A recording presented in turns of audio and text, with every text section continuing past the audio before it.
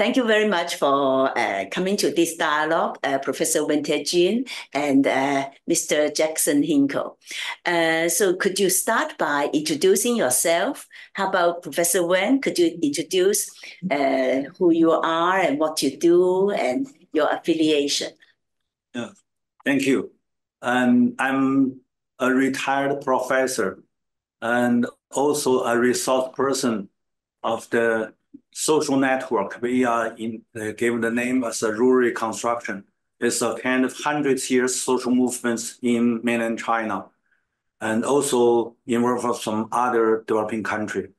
So-called resource person means that we contribute whatever we have, including of a social network, to join this movements, try to reorganize the scattered rural people to make them to have a chance to enforcement themselves and to join the so-called negotiation with other social group, including of this capital. So that is a kind of so-called the marginalized populations movements. So that is why we are somehow interested in your social movements in the United States when you talk about MAGA communism. So that is our dialogue this evening. Yes, thank you. So Jackson, maybe you could introduce yourself. Yes, thank you again, and I'm honored to have this conversation with you. I'm a political influencer and commentator in the United States, and I host a popular show online for a lot of Americans and people around the world to watch about communism and multipolarity and anti-imperialism from an American perspective. And I think what differentiates the work that myself and my colleagues partake in the United States is that we too, like what you have done in China, try to work with all masses of the American public. Specifically for us, we see the MAGA movement, which is Donald Trump's base of support, as a specific class-conscious group of the American subject developing in a way that we haven't seen in American politics for decades, a truly class-conscious movement. The liberals in America tried to write off the Donald Trump supporters as being problematic or reactionary, but the truth of the matter is they have a lot of really good instincts. Their values are true, and they are American patriots who want the best for this country. And as communists, speaking broadly, we align with them on that, and we align with them on many specific issues.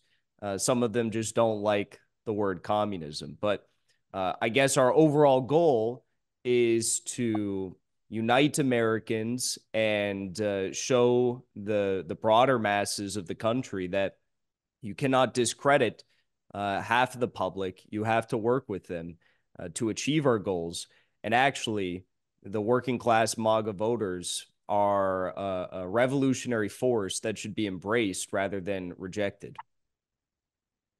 But how does your understanding of MAGA differ from that of Donald Trump? Well, we as MAGA communists, we are Marxist-Leninists, so we are not necessarily Trump supporters, right? We recognize that Donald Trump as an individual, as a politician, is different from Donald Trump's supporters, which we call the MAGA movement. So I've never actually voted for Donald Trump for the president of the United States, and I don't think I'm going to vote for him in the upcoming election. But I fully 100% support the MAGA working class voters who make up his movement. Many of those people who make up his movement are 100% aligned with communists in the United States when it comes to opposing the foreign for-profit imperialist wars against Russia or stuff going on in the Middle East. And when it comes to the domestic issues, these MAGA voters recognize that At the end of the day, what we need in this country is the unleashing of the productive forces in our economy, and we need to prioritize the public good at the same time within the economy. MAGA voters are fed up with the corruption, the bribery, and all of the criminality that infects our government. And they look at questions such as, why is it that Bill Gates and BlackRock get to buy up all of the property, all of the land, all of the soil in our country, and we have, at the same time, 500,000 homeless people? They think that land reform would be a much more wise solution. So, these are people with very sharp minds, and they have good intentions. And I guess that's what that's why I love them and why I fully embrace them. Yes. So how do you elaborate the idea of communism with your supporters or with your readers? I mean, how are you being received also? And what is the reception? Yes. It's very interesting because I think, day by day, the more that, I engage with my audience and we have, real world events that we can collectively react to and discuss and, engage upon, the more and more these either otherwise, just right-wing Donald Trump supporters are looking at communism and they say, you know what, this actually makes a lot of sense, because up until the phenomena of MAGA communism, which is still an incipient political movement in the United States, up until the formation of MAGA communism,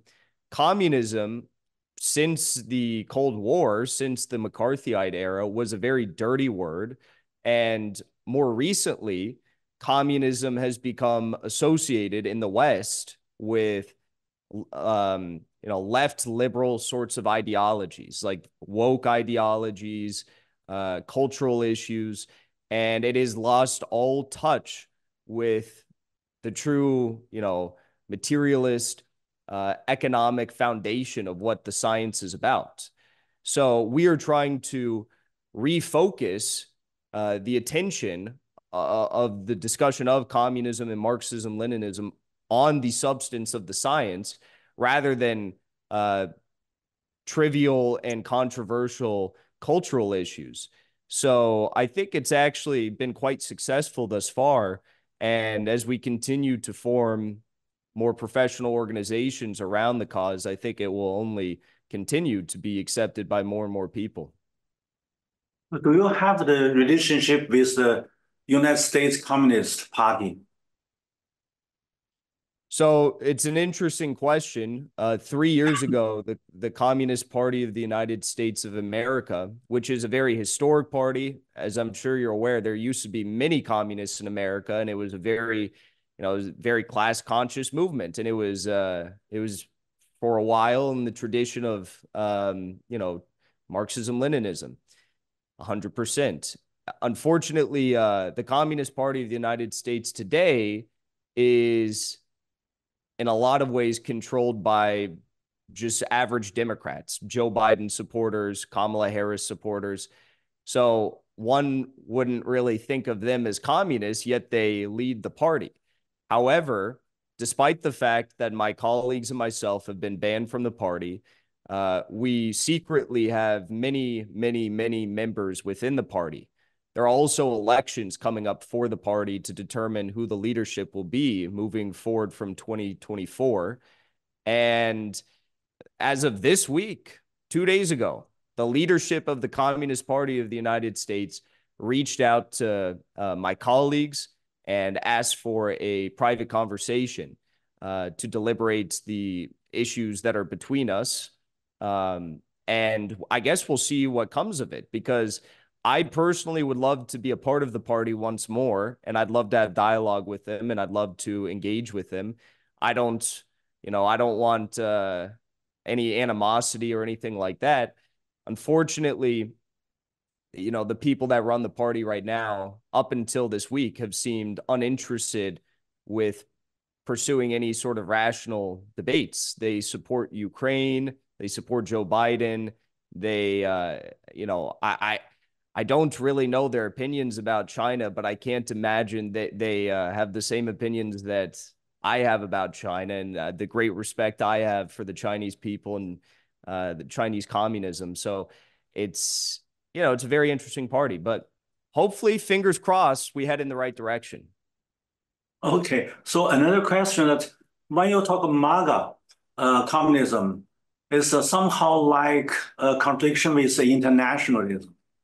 Is the how that you maintain the MAGA as a kind of American great again and related with the communist internationalism. The international is a basic concept of communism, yes? So there is a somehow like the contradiction between MAGA and the international. Between like a patriotic movement and international? Sure. Well, I think that you look at the United States today, I mean, it's quite clear that the powers that be in the United States are one of the main causes. And when I say the powers that be, you know, finance capital, you look at all these rapacious international systems of debt entrapment and loans and stuff like that. When you look at the United States today, and of course the wars, the imperialism, the sanctions, the United States is in a lot of ways the it is the great evil. It is the number one threat to workers around the world and average people around the world. You look at Africa, the United States is stopping the development of Africa. They are pillaging countries day in and day out, although that's beginning to change with BRICS, with you know, the efforts by China to help these countries develop in a mutually beneficial way. And even with Russia, who's now replacing, you know, colonial U.S. military assets in countries like Niger and Mali and Burkina Faso. You can look at, you know, any continent really, and the message rings true. So we are patriotic communists, not just because it's in the tradition of communists to be patriotic, but because we recognize that being patriotic as an American means that we should have a government that works for us, for the people, rather than a government that works for the military industrial complex. Our government shouldn't be sending, you know, all these military assets abroad, doing all these wars, sanctions. We shouldn't be engaging in these rapacious systems of debt entrapment. We should be focused on exactly what China and Russia are focused on, which in a lot of ways are loan forgiveness. It's infrastructure development. It's non-predatory loans. It's all of that stuff. So we see America as an evil right now, and specifically a country that needs to focus on itself rather than harming others. That's the patriotic attitude that we have. And it just so happens to be that when you look at it from an internationalist perspective, that alone, just having America not muddying in other people's businesses, will allow other countries and other peoples, other workers to develop, to unleash the forces of production and accelerate them, and to actually achieve collective prosperity for their people. So let's turn to the students' movements. Do you think that students' movement nowadays in the United States is somehow close to the international? Well, I think that the student movements in the United States today I think they have good intentions, but I think in a lot of ways they limit themselves. And I think they limit themselves because maybe the ways in which they go about organizing are a bit isolationist.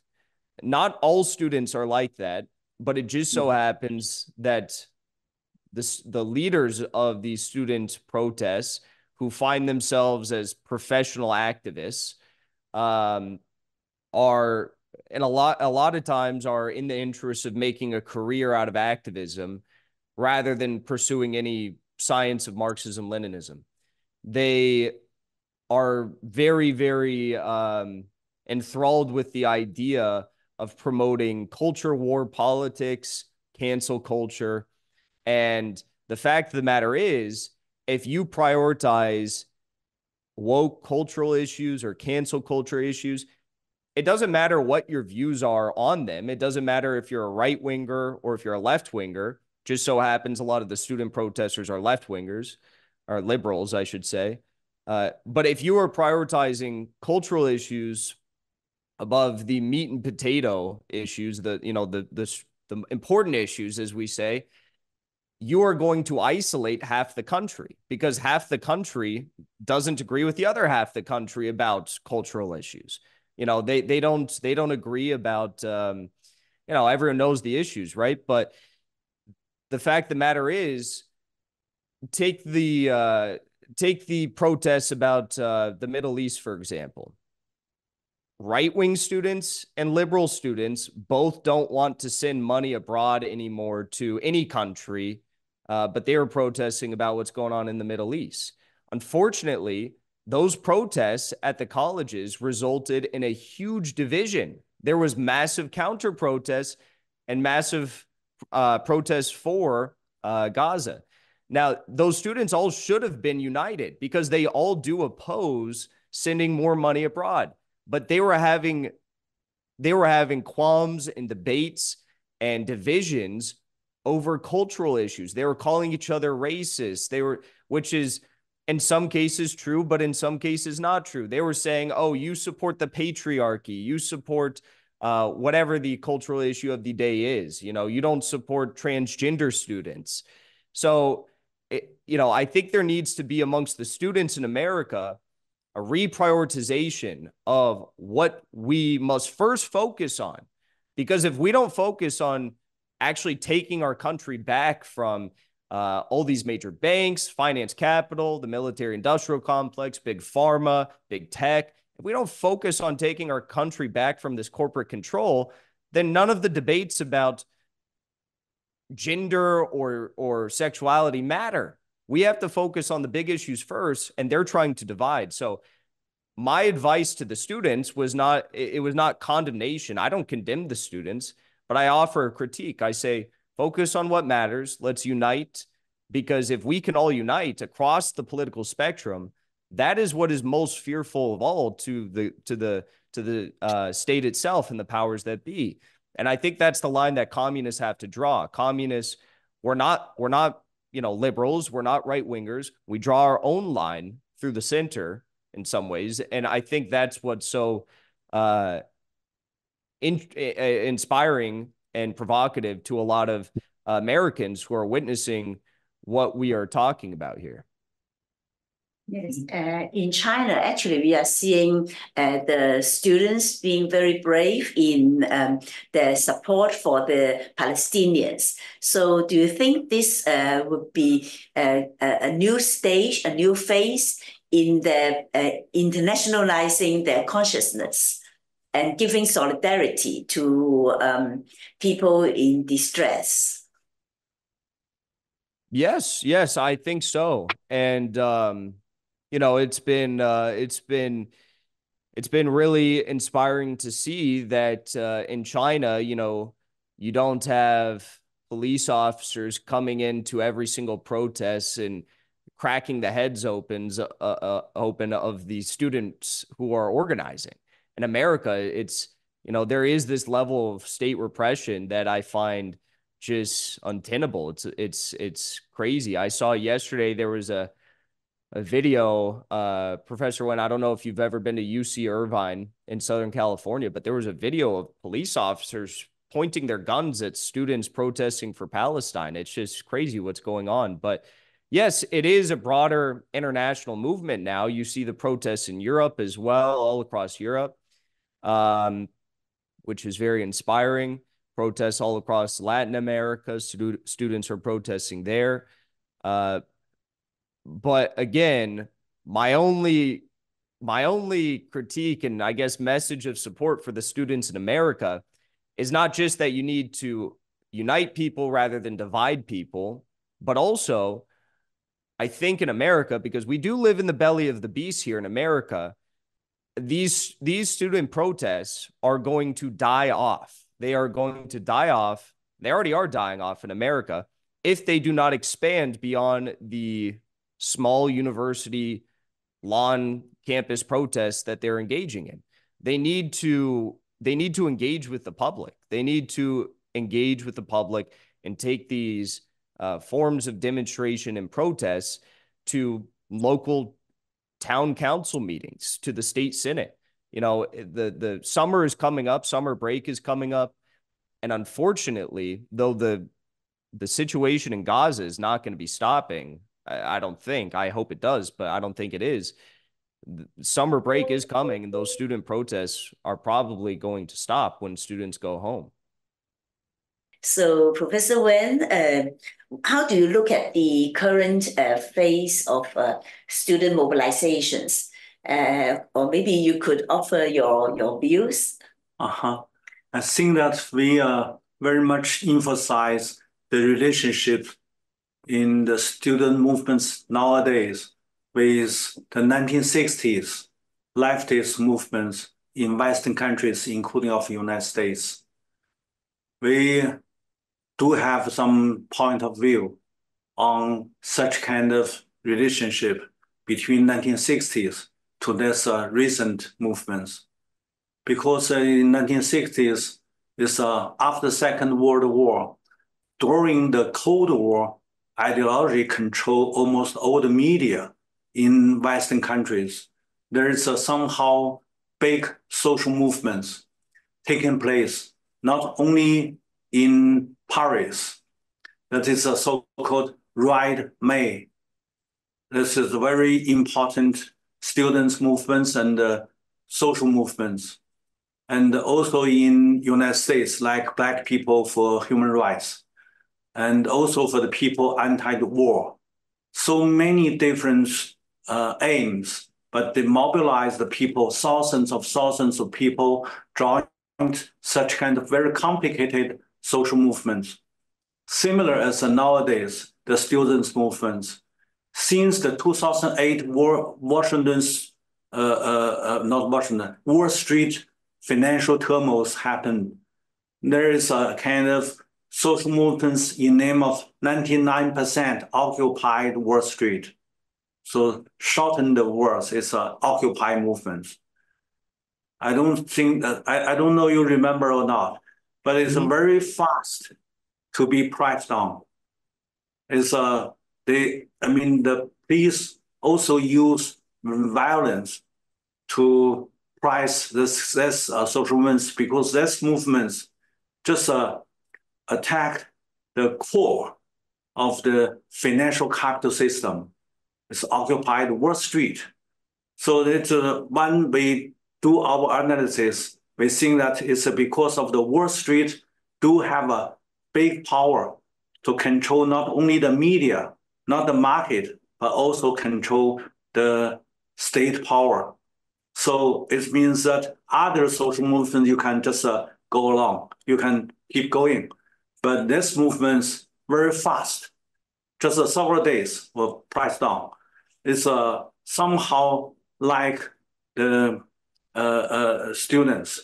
This time is the reason that why they sent large number is much more bigger than the movements. They sent this military. It means that the armed policemen to enter the campus to arrest these students. No matter you're a professor, you're a student, or you're just a kind of common people meant to this campus, you're all captured by such kind of policemen with their violence. So it's also because of this students' movements do have the same threats to the core of the financial capital in the United States. So that is why nowadays a lot of social media in China, they focus on such kind of movements in the United States. It's because they think that the financial capital is the key power in United States, because American has gave up a lot of physical production to other developing countries like China or India or Vietnam, so and so. So nowadays, the main contradiction, not the capital and the laborers. These contradiction move to China, to Vietnam, to India, to other developing countries. Now we are facing the challenge of the main contradiction between capital and the labor. And nowadays, when American politicians announce, like Donald Trump, when he said he represent the American workers, it doesn't mean it's laborers in the factory. It's a lot of laborers out of the factory. They are the supporters of Trumpists because he said he represent these workers. And also he represent the American family. He represent the American dream. So these are three representatives of Donald Trump. It's also very strong related with the MAGA.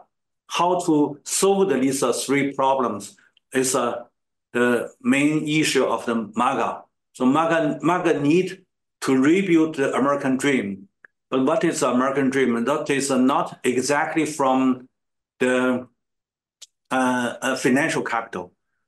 So when we talk about the Liberals Party, we think that Liberals was more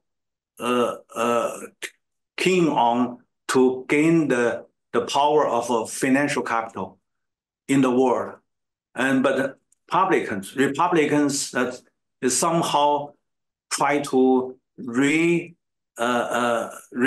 the power of the industrial capital. So that is different interest make the difference between two political parties. And now there's Republicans, if they maintain their three representatives, means that they can have more voters from the lower class, not from the so-called middle class and the high class. So that is why we are focused on American student movements, because that when the students initiate the social movements, that will be to initiate other low class to join the student movements. But up to now, we don't have the information about such kind of relationship. So maybe you are inside, you know that what happened in nowadays. And we also think that it's when any students movements and the low class movements started in the United States, that is very important for this left wing, including of the Communist Party. No matter you are MAGA communist or Communist Party in the United States, you and other left-wing parties, you all can use this a chance to join for propaganda, for to help people reorganize themselves as a kind of, even they have a different ideas, they have different thoughts, different philosophy, even different aim. But anyway, that is a social movement. We know that there had been a wave of student mobilizations against the debt, against student debt a few years ago. But then that is still focused on students' main concerns. So how do you think from your side, from your understanding, the students being related to the whole trend of movements from the Occupy Wall Street movement to the Black Lives Matter to these, that means also going beyond their immediate concern of student debts, but to the being critical of financial capital. Mm-hmm. So maybe we could hear from you. Yes. Yes. And I have another question. Excuse me. I have another question for you, Professor. I'll ask after this. First of all, I 100% agree with your analysis. That was a very good analysis of the parties and the dilemma with what's going on with the student protests, and even about how we as MAGA communists feel about the student protests. We personally are of the opinion that we don't care what anyone's social views are or cultural views are. We are happy to work with them, and more than happy to work with them when it comes to challenging finance capital. So we 100% agree with that. That is the correct approach to take. Unfortunately, as for that MAGA working class base, that is is a lot of either disaffected former people who worked in factories and factory jobs that were outsourced, or maybe it's just people that find themselves at low income jobs, and they support Donald Trump. A lot of them are, as we mentioned, they are further right wing when it comes to their cultural values.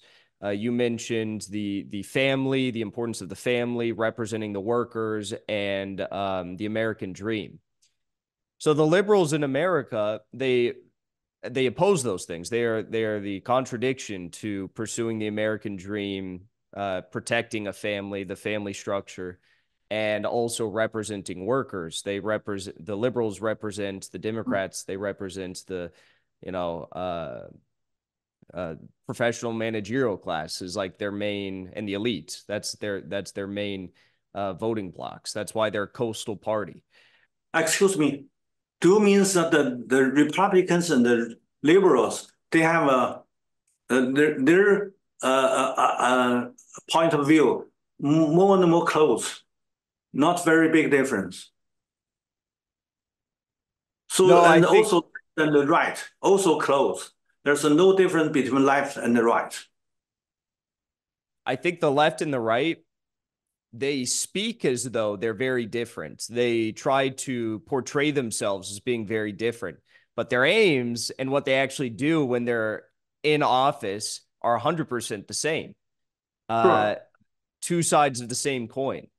So, but the messaging and the aesthetic of Donald Trump is very different. Like you pointed out, pursuing American dream, representing American workers, and protecting the family. No one on the left is even acting like they support that. And then when Donald Trump gets into office, though he says he supports all those things, though he says he wants to end the wars, as we all know, he doesn't actually live up to most of that. But the fact that he lives up to a little bit of it is enough of a challenge to finance capital that it makes Donald Trump a threat, and it makes MAGA a threat to the institutions of power. But to your question about have student protests broken out into this broader engagement with the public in a way that we saw with Occupy Wall Street, the Occupy movement? The answer is no. And that's kind of what I was saying in the last bit of commentary I had. I was saying, I support the student protesters 100%. I think it's amazing what they're doing, and they're heading in the right direction. But they do need to have that broader engagement if they want this to continue to be a real threat to the powers of finance capital. So I hope it happens. But as of right now, the student protesters are very insulated and very unwilling to talk to anyone who doesn't ascribe to their social views.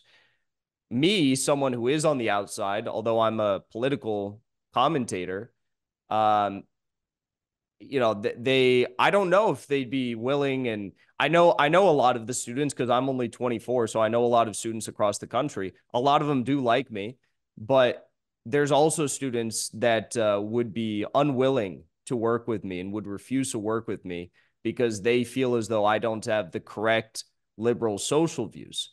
I don't care about that stuff, but they do. So it's unfortunate.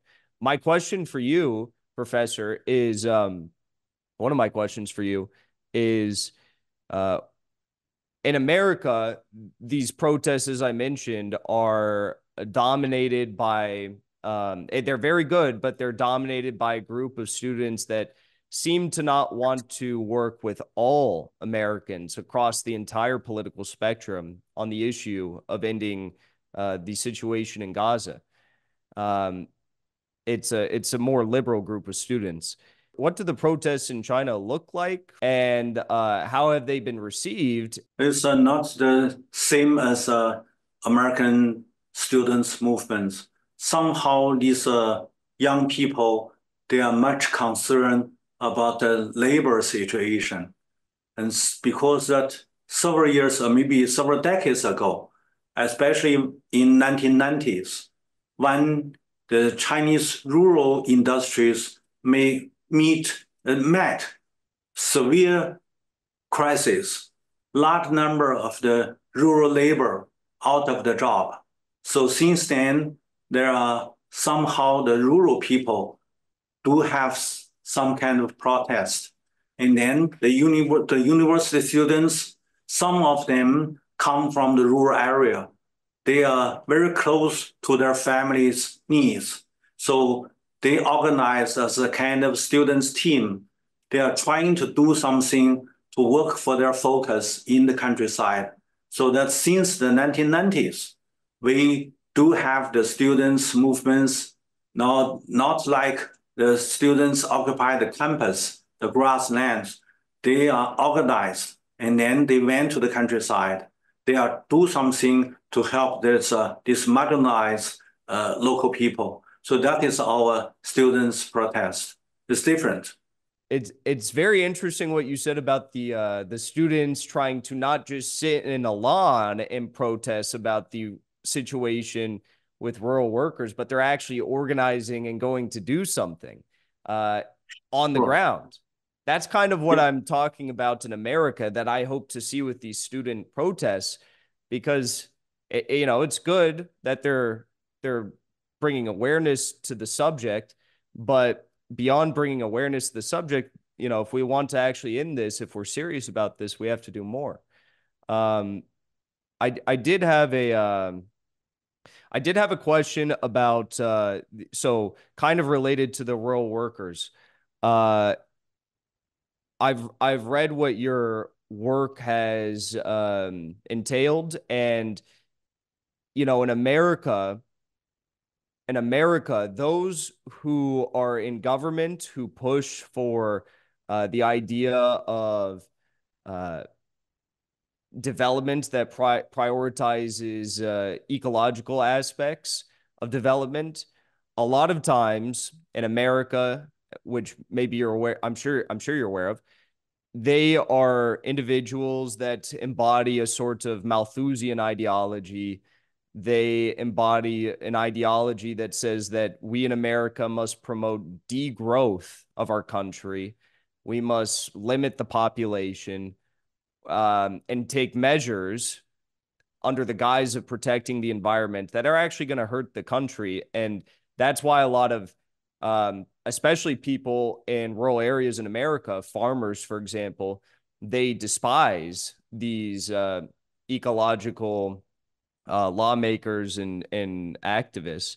But from what I understand, and I'd like to hear your thoughts on this, in China, there is the notion, and it's been put into practice in varying degrees, that you can develop in a way that maintains, ecological harmony. You can develop in a way, like we say in America, you can walk and chew gum at the same time. You can develop in a way that is good for the country while also keeping your house tidy, your house clean, So what has China's experiences with this been like? How can you develop while also not pushing some of these radical policies that are embraced by these environmental ideologues in the West? We all know that in 1980s, American and other Western countries tried to move out their physical productions to other developing countries. Originally, this developing country didn't have the pollution and the resources are destroyed and whatever. These problems is as underdeveloped area are not very obviously. And since 1980s, when these developing countries, including China, took large number of the foreign investments into their country, especially the physical production, that is the physical industries move out from Western countries. But most of these move out industries are low level and with the pollutions and labor intensive. So very soon, the first contradiction is that the capital with the local governments, the contradiction between the capital and the labor in China taking place in 1990s. And also because of the Soviet Union and other East European countries bankrupted. That is the year 1991. And only China trying to insist on the socialist system, but they are facing the two kinds of pressure. One is inside. There is somehow the capital and the labor become more and more against each other. And outside of China is China collapse. And also American and other Western countries block China in the year 1989, since the 1989, but take long time. So outside and inside, both have the very contradictive, very critical issues. So to make China in the 1990s have a several times crisis. And whenever the crisis happened, large number of the laborers out of job. And the budget, government's budget also very serious deficits. So this situation to make the problem become more and more severe. So in the whole of the 1990s, there is a so-called radical development is a kind of mainstream.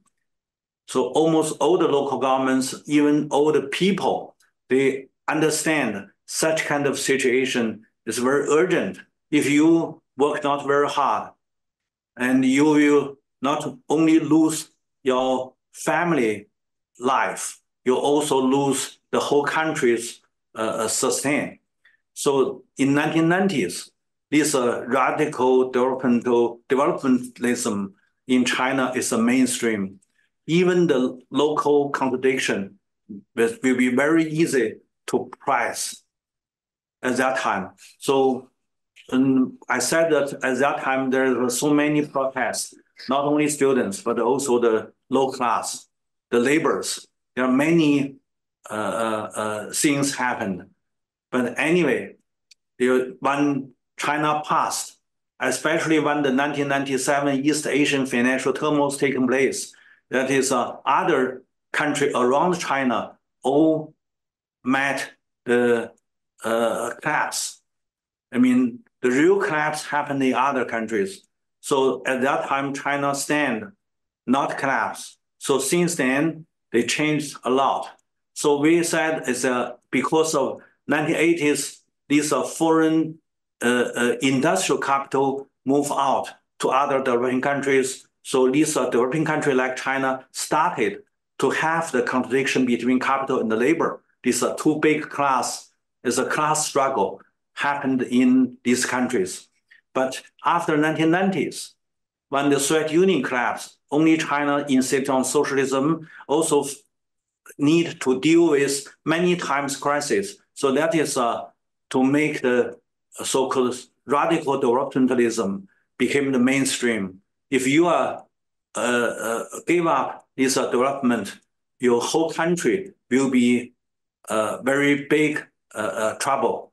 So when they recovered in the late 1990s, other countries bankrupted, especially the financial crisis happened in these countries. Their modern economic sectors all bankrupted.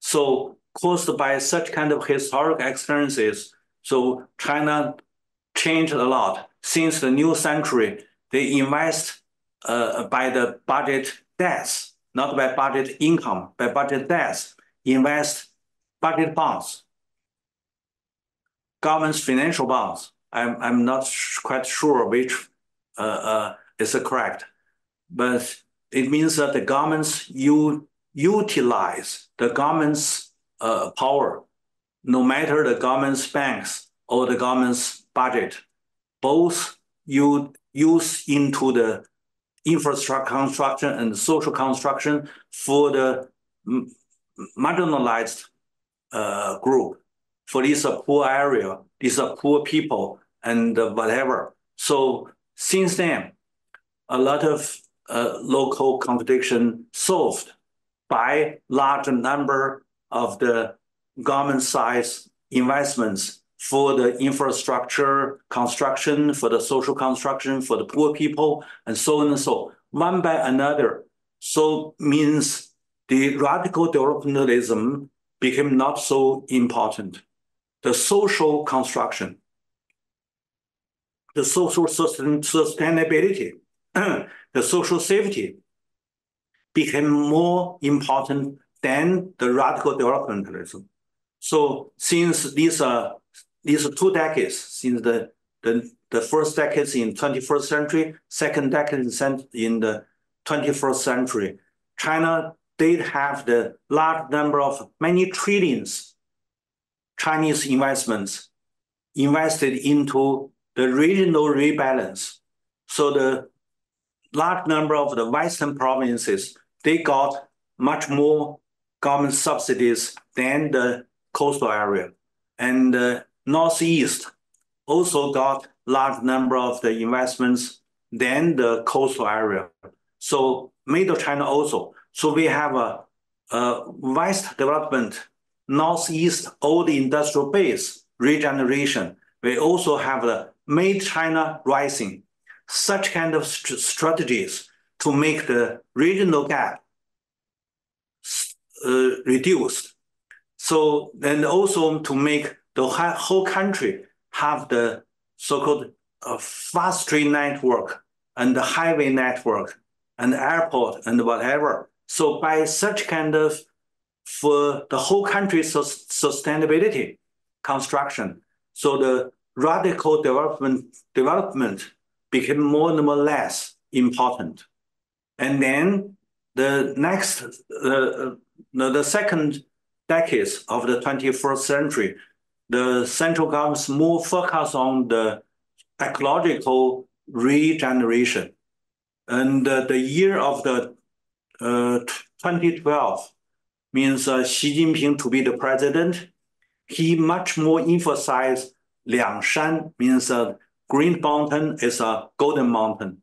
So means that we need to make balance of development and the ecological protection. And also, they have a large number of the investments for not protection, but to make the ecological resources to the ecological industries. So if you go to the countryside, you can see that a lot of poor countryside villages, originally they have no income, but when the governments invest in the village for the solar power, they have a 5 million physical assets and belong to the village. The government's investments and then the properties belong to the village. And every year, village have 500,000 income, net income, can redistribute to all the poor households. So it means that all the poor counties by such kind of solar power construction became not poor. All the poor people have the shares from such kind of ecological regeneration construction. So we also have a wind power and whatever, and especially by the global warming, large number of the yellow soil plateau and the western area originally is a dry land, no agriculture. But nowadays, several hundreds kilometers increase the rainforest and then became the agricultural area. So large number of this dry land became food production land.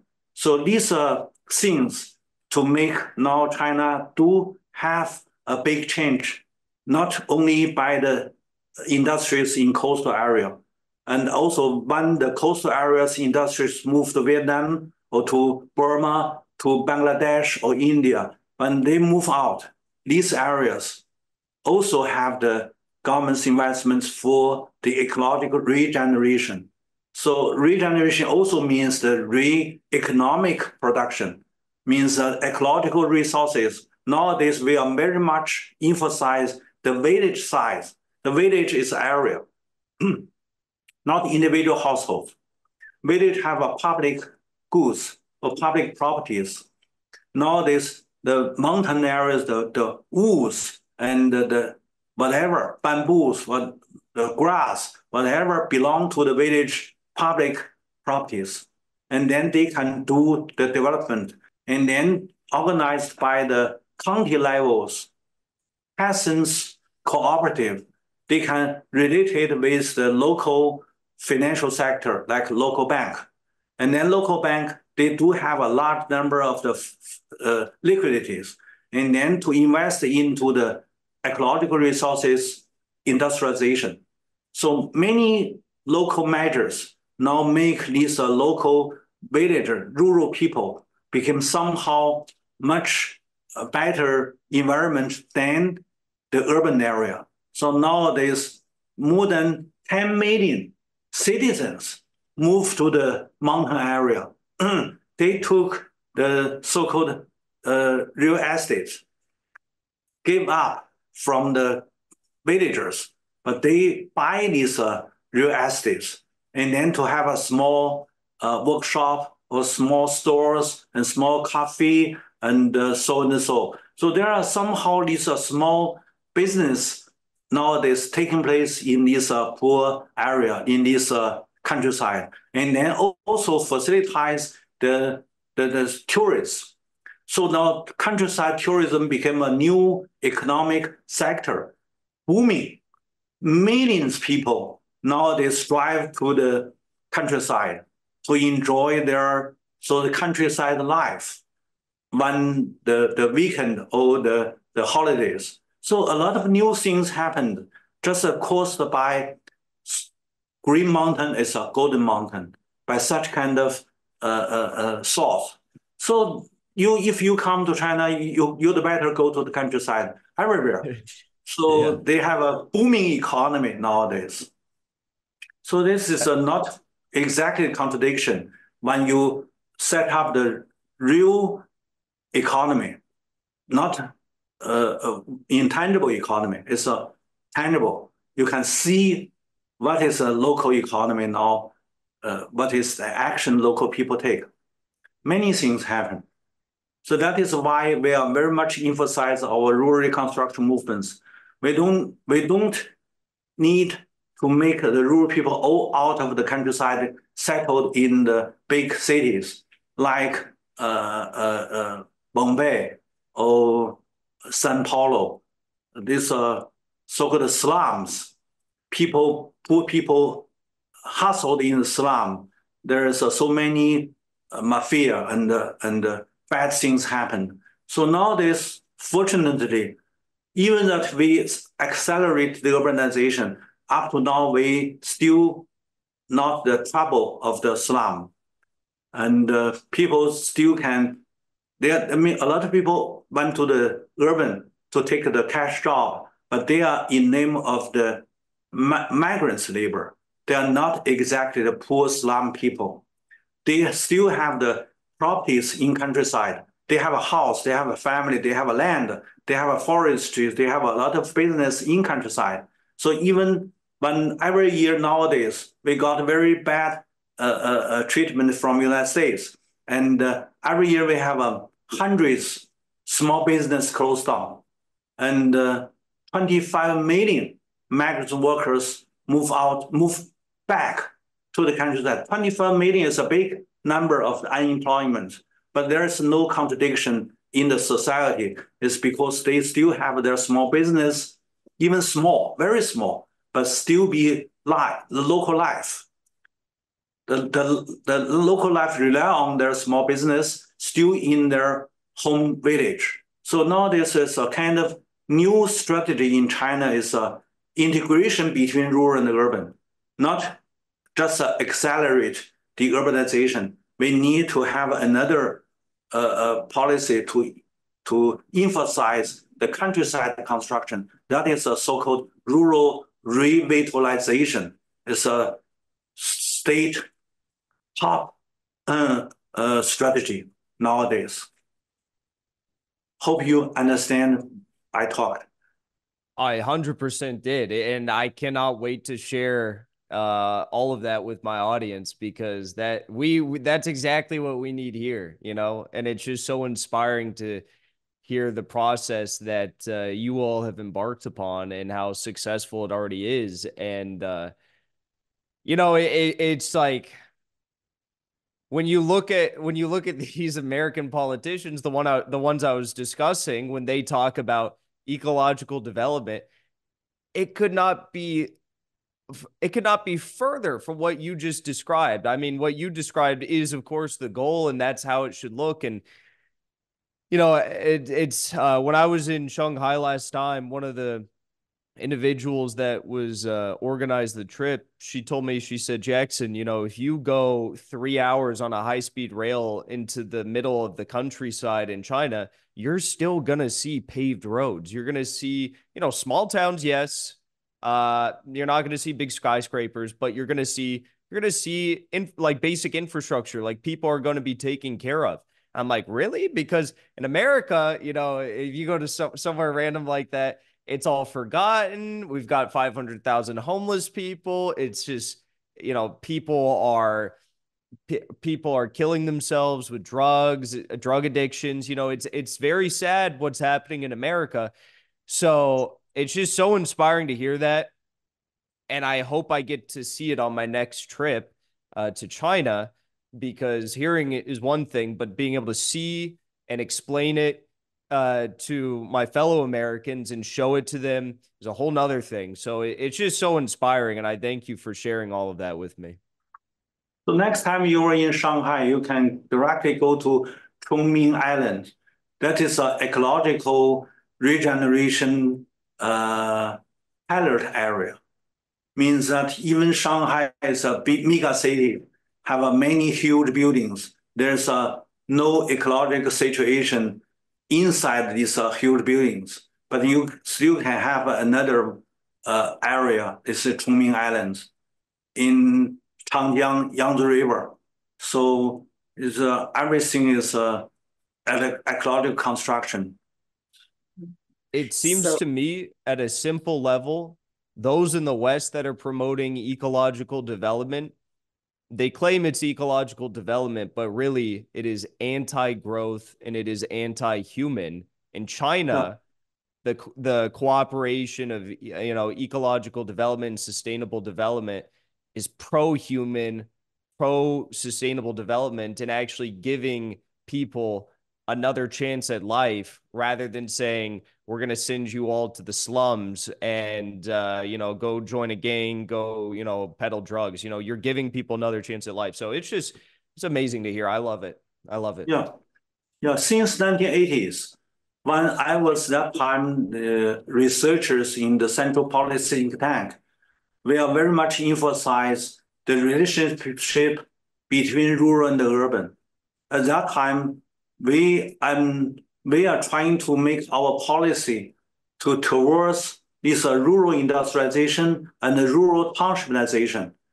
When the new century, the new leadership took the power, they got our suggestion to emphasize China do want to accelerate the urbanization, but our Chinese urbanization need to use townization.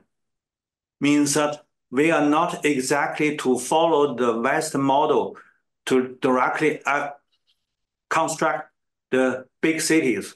We need to construct these small towns under the county level. So nowadays, we still maintain such kind of policy trends. We are the policy in the documents very much emphasize the new counties economy. New counties economy, including of the townshipization, means towns construction under the county level, means that close to the countryside. These migrants laborers more easy to have the job in the towns nearby the home village. That is a kind of a new policy. We also emphasize the industries inside county, not outside county. That is a so-called new county economy. Two main issue. One is townshipization. Another is the industries inside towns, inside of the counties.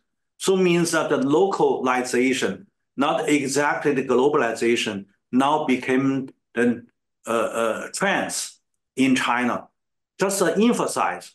But when they carry out to implement these policies, we still need time. But nowadays, you may pay attention to China's big change.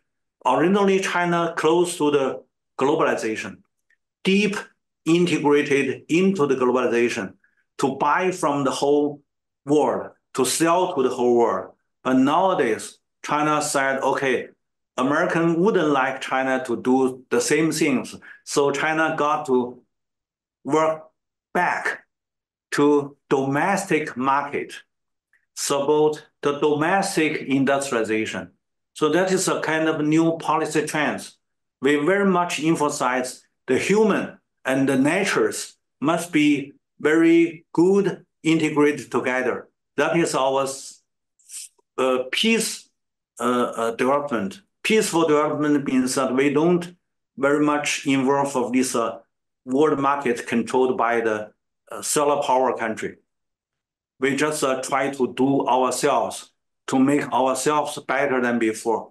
So that is a new strategies nowadays in China, very much involved of how to utilize our natural resources. Even the global warming to make we enlarge our agricultural area, enlarge our land. That means also the God gave us chance to rebuild up the ecological system. So a lot of new things nowadays happen in China. If you are really want to make America great again, so you can learn something or you can know something about how China avoid such kind of a global crisis. We said the global crisis means that the globalization disbanded, not by us, by power of United States. So when United States, to be the leading country, want to abandon such kind of globalization, you cannot stop. But we only can follow such kind of mainstream to do something better inside, try to avoid big trouble. Because when American abandoned globalization, there must be a big crisis happening in the world. So how to deal with such kind of a crisis to reduce the influence from the global crisis to China. So that is the main issue in our discussion. Well, since we mentioned the issue of ecology, so I'd like to know how MAGA communism looks at the question of climate change and of global warming. So what is your position on these issues?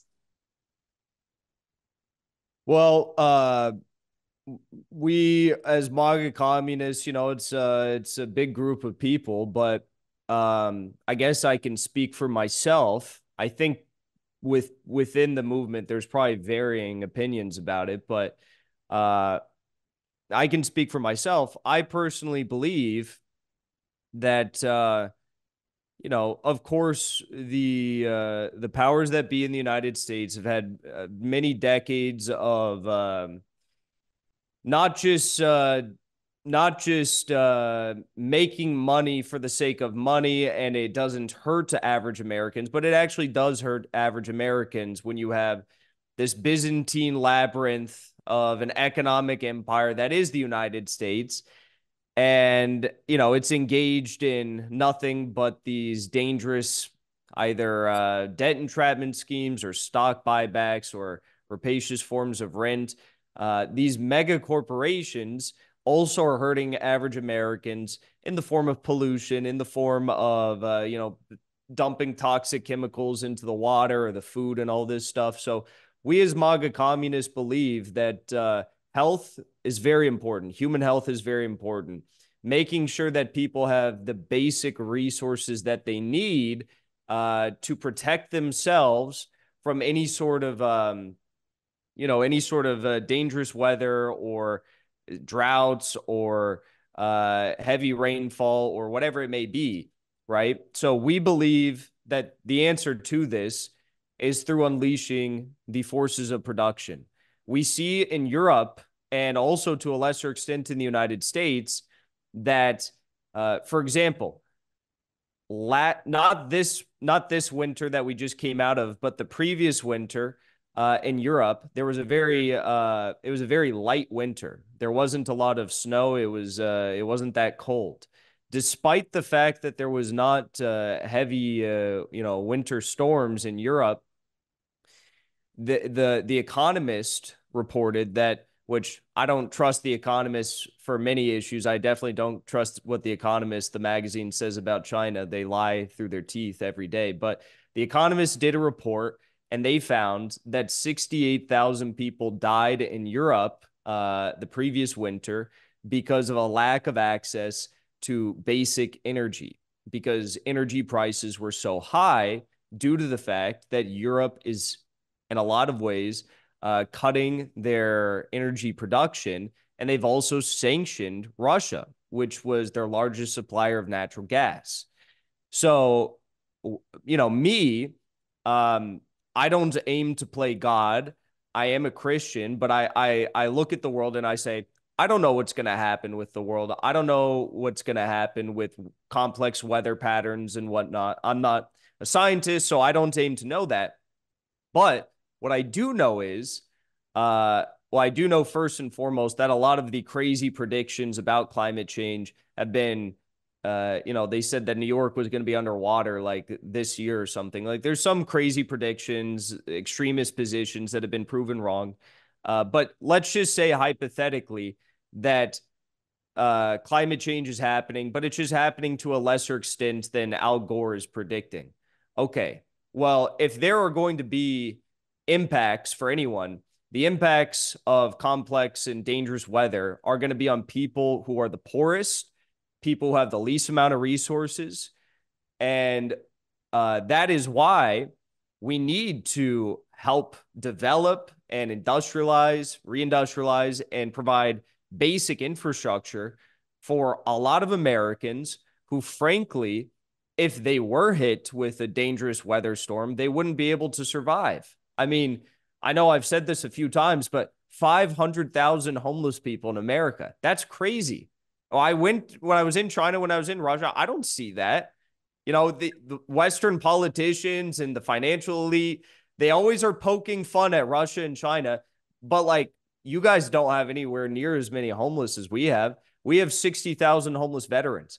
We have a ton of homes in this country that don't have basic heating or air conditioning. Okay, well, what happens if you have a bad drought and a heat wave? What happens if you have that? If you don't have air conditioning, your grandma and your grandpa aren't going to be able to survive. So I think the answer to any of these sorts of problems, if they do persist, is to make sure that we do achieve economic prosperity for the people, and we do provide them with the resources they need to survive these difficult situations. And that ultimately is, I think the way that we have to do it is by taking the decision of nationalizing public utilities in this country.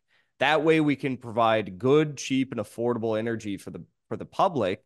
And that's just one factor. There's many factors that you have to deal with, but I think that's a big one. And also actually focus on putting forward pro-human, pro-growth policies and projects like you described, Professor, in China. Because right now our government is pushing anti-human policies on the masses. and frankly doesn't care about the health and well-being of the people.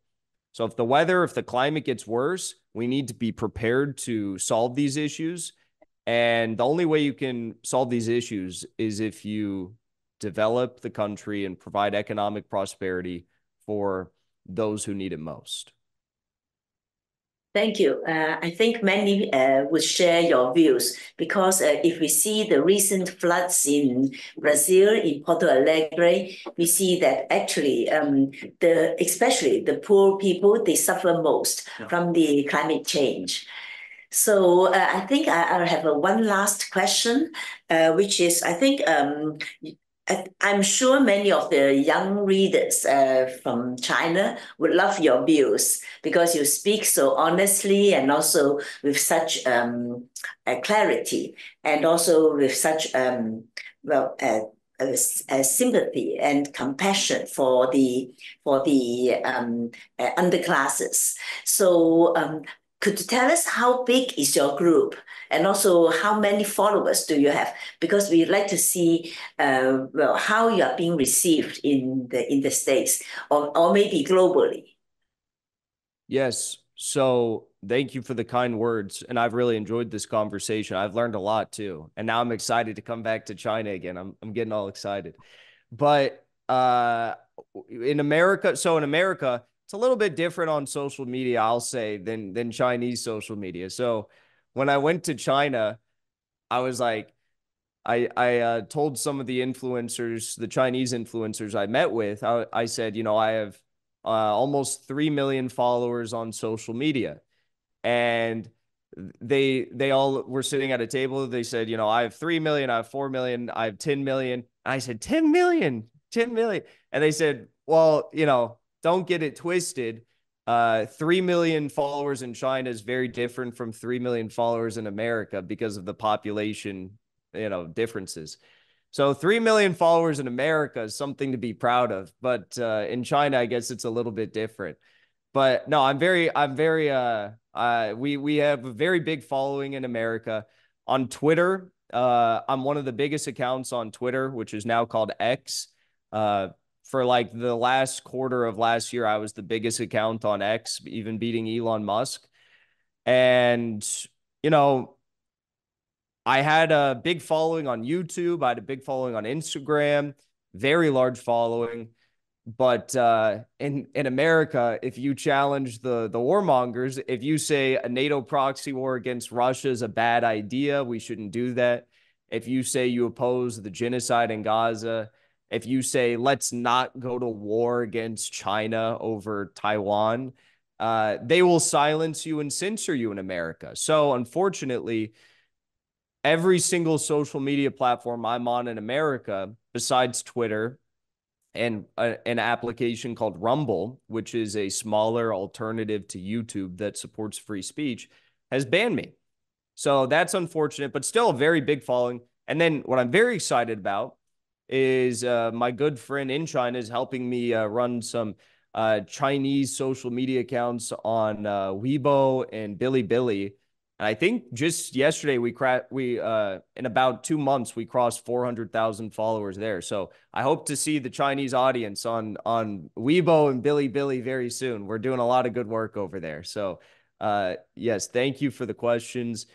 And yeah, no, I really did enjoy this conversation. I found it very educational, and hopefully we can meet when I'm in China. I think that'd be really cool. Maybe if we could meet one day. But thank you so much.